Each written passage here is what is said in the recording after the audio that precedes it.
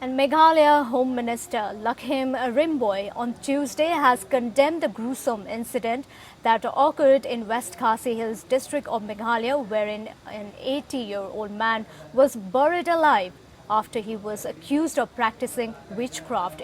India has no federal law that deals with witchcrafting. However, different states have respective enactments to handle the issue effectively. With Bihar being the first state to give an affirmative nod to the legislation in the form of Prevention of Practices Act 1999. Meanwhile, Meghalaya Home Minister said that existing laws like the IPC and CrPC are enough to deal with the witchcraft-related crimes and to take care of the crimes being committed, including assault and murder. Here's a report.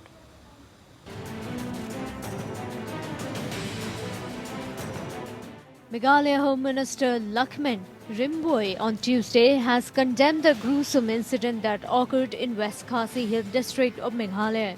On October 7th, an 80-year-old man was buried alive on suspicion of practicing witchcraft. Condemning the incident, Rymbui said that what had happened in West Khasi Hills is condemnable and should not occur.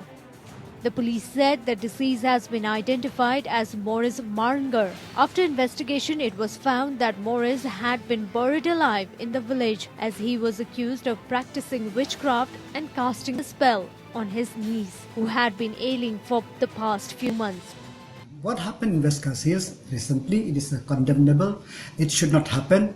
I totally condemn this act of the people like that. I totally sympathize with the people, with the family of the person who died in these circumstances. There is a law which will take care for the needs of the people. So if there is anything which people are suspicious of anything, they should report to the authority concerned so that the honestly loss of human life should not be there. Home Minister Rymbui said that if there is anything that people are suspicious about, they should report to the authorities concerned so that such incident of loss of life does not take place.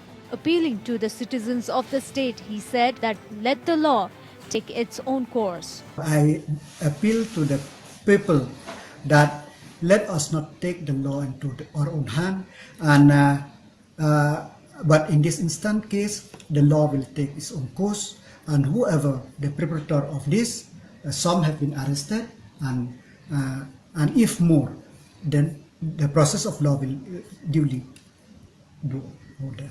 When asked if it's necessary for the government to instruct the local heads to start awareness and education in the society, Minister said that there are laws and advisories are in place since this is not a new incident and incidents have occurred in the past. However, he said existing law like IPC and CrPC are enough to deal witchcraft-related crimes and to take care of crimes being committed, including assault and murder.